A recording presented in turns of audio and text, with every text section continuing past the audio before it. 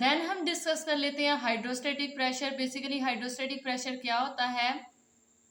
ऐसा प्रेशर जो कि वाटर की वजह से हर इमर्स ऑब्जेक्ट के ऊपर लगे, ठीक है, उसको हम कहते हैं हाइड्रोस्टेटिक प्रेशर। बेसिकली क्या है? Pressure exerted by water on immersed object, यानी कि जो भी ऑब्जेक्ट इमर्ज होगा तो वाटर उस पे प्रेशर एक्सर्ट करेगा, उसको हम कहते हैं हाइड्रोस्टेटिक प्रेशर। बेसिकली इसकी प्रॉपर्टीज में आ जाता है, ये बेस कर रहा होता है पास्कल्स लॉ पे, ठीक है। पास्कल्स लॉ हमें क्या बताता है कि जो प्रेशर एक्सर्टेड करेगा water on the immersed object, ठीक है, ऑन इमर्स्ड ऑब्जेक्ट, वो इक्वल होगा ऑल सरफेसेस ऑफ ऑब्जेक्ट। अब इसका क्या मतलब है? हाइड्रोस्टेटिक नाम से ही जाहिर है, हाइड्रो का क्या मतलब होता है? वाटर। स्टेटिक का क्या मतलब होता है? Equal on all surfaces. और प्रेशर का मतलब प्रेशर, ऐसा प्रेशर जो वाटर की वजह से एक्सर्ट होगा इमर्स ऑब्जेक्ट के ऊपर और वो इक्वल होगा on all surfaces of the object. अब इसका क्या मतलब है? फॉर एग्जांपल ये एक बीकर है जिसके अंदर वाटर फील्ड है, ठीक है, ये वाटर फील्ड है। अगर तो इसके अंदर कोई भी इमर्स्ड ऑब्जेक्ट है, फॉर एग्जांपल ये मैं एक ले लेती हूँ, बॉक्स है जो कि इमर्स है।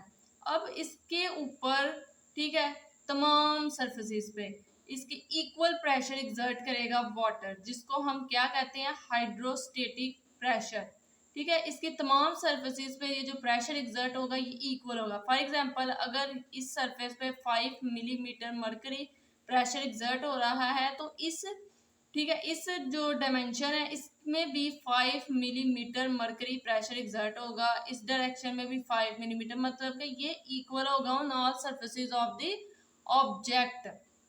इसको हम कहते हैं पास्कल्स लॉ। अब इसकी क्या क्लिनिकल सिग्निफिकेंस होती है और ये कौन कौन से फैक्टर्स पे डिपेंड कर रहा होता है हाइड्रोस्टेटिक? तो सबसे पहले हम फैक्टर्स को डिस्कस कर लेते हैं। बेसिकली ये 2 फैक्टर्स पे डिपेंड कर रहा होता है हाइड्रोस्टेटिक प्रेशर। एक आ जाती है डेंसिटी ऑफ वाटर, ठीक है, density of water and depth of water. इन दोनों के ये डायरेक्टली रिलेटेड होता है, ठीक है। हाइड्रोस्टेटिक प्रेशर जो है ये डायरेक्टली प्रोपोर्शनल है density and depth of water, ठीक है। ये डायरेक्टली रिलेशन है इसका हाइड्रोस्टेटिक प्रेशर का डेंसिटी एंड डेप्थ के साथ, ठीक है। अब इसकी क्या क्लिनिकल सिग्निफिकेंस होती है उसको हम डिस्कस कर लेते हैं, क्लिनिकल सिग्निफिकेंस को, ठीक है। क्योंकि हाइड्रोस्टेटिक प्रेशर है ना, तो प्रेशर क्या कर रहा होता है? अब इस ऑब्जेक्ट को ये तमाम सरफेसेस से क्या करेगा? इसको कंप्रेस करने की कोशिश करेगा, इसको स्क्वीज करने की कोशिश करेगा। तो इसकी जो प्रॉपर्टी है कंप्रेस करने की, ऑब्जेक्ट को स्क्वीजिंग करने की ऑब्जेक्ट को, इसको हम यूज कर सकते हैं लिम्फेडिनोपैथी के अंदर। इसका हम यूज कर सकते हैं ऐसे पेशेंट्स के अंदर जिनको एडिमा हो, ठीक है, या जिनको फ्यूजन्स हो।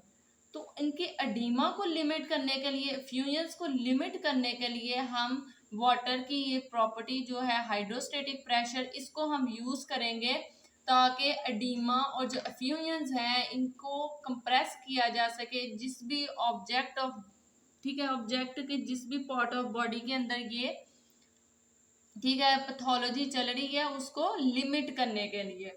तो बेसिकली हम इसकी ये वाली प्रॉपर्टी जो कंप्रेसिंग और स्क्वीजिंग की है इसको हम यूज कर सकते हैं लिमिट करने के लिए डीमा और फ्यूजन्स को। देन हम इसको यूज कर सकते हैं असिस्ट करने के लिए, ठीक है, क्या? वीनस रिटर्न, असिस्ट करने के लिए वीनस रिटर्न। अब वो किस तरह एग्जिस्ट होता है, बेसिक जो कंप्रेसिंग और स्क्वीजिंग इफेक्ट है उसकी वजह से, और जो स्केलेटल मसल कॉन्ट्रैक्शन होते हैं, ये कंबाइनली क्या करेंगे, जो वेन्स के वॉल्स होते हैं उनको प्रिवेंट करेंगे back flow of the blood, और ये असिस्ट करेंगे कि venous blood towards the heart को ट्रेवल करे। ठीक है, जब ये venous blood towards the heart increase हो जाएगा ड्यू टू द कंप्रेसिंग और स्क्वीजिंग इफेक्ट की वजह से, तो उसकी वजह से क्या होगा, वीनस रिटर्न इंक्रीज हो जाएगा। जब वीनस रिटर्न इंक्रीज हो जाएगा तो इसकी वजह से क्या होगा, ब्रेडिकार्डिया हो जाएगा। ठीक है, ब्रेडिकार्डिया, क्योंकि ज्यादा ब्लड आएगा टुवर्ड्स द हार्ट और उसकी हार्ट बीट कम हो जाएगी और ब्रेडिकार्डिया हो जाएगा। और देन क्या आ जाएगा कि ये सेंट्रलाइजेस कर देंगे पेरिफेरल ब्लड फ्लो को। ठीक है, पेरिफेरी से ब्लड आ जाएगा टुवर्ड्स दी चेस्ट यानी कि हार्ट की तरफ, जिसको हम कहते हैं कि सेंट्रलाइजेस हो जाएगा ये पेरिफेरल ब्लड फ्लो। ठीक, इसकी थर्ड प्रॉपर्टी आ जाती है कि जो हाइड्रोस्टेटिक प्रेशर है ना, ये डायरेक्टली रिलेटेड है डेप्थ के साथ। जितनी ज्यादा डेप्थ होगी उतना ही ज्यादा हाइड्रोस्टेटिक प्रेशर एक्सर्ट करेगा उस ऑब्जेक्ट के ऊपर। ठीक है, इसलिए इसकी इसी प्रॉपर्टी की वजह से, ठीक है, ये हमें पता चला कि अगर तो डेप्थ ज्यादा होगी तो हाइड्रोस्टेटिक प्रेशर भी ज्यादा होगा। इसलिए इजीली एक्सरसाइजेज हम परफॉर्म कर सकते हैं जब हम क्लोजर टू दी सरफेस होंगे। ठीक है, जब हम क्लोजर टू सरफेस होंगे तो हम इजीली एक्सरसाइजेस को परफॉर्म कर सकते हैं एज कंपेयर टू अगर हम डेप्थ में होंगे, क्योंकि ये डायरेक्टली रिलेटेड है डेप्थ और डेंसिटी ऑफ वाटर के साथ। तो इसकी वजह से हमें पता चल गया कि डेप्थ बहुत ज़्यादा मैटर करती है। तो अब तक हमने डिस्कस कर लिया टू प्रॉपर्टीज ऑफ वाटर को, बियोंसी को, हाइड्रोस्टेटिक प्रेशर को। इनके अंदर आपको कोई भी मसला हो तो आप कमेंट सेक्शन में पूछ सकते हैं। नेक्स्ट मैं डिस्कस करूंगी विस्कोसिटी एंड सरफेस टेंशन को। अल्लाह हाफिज।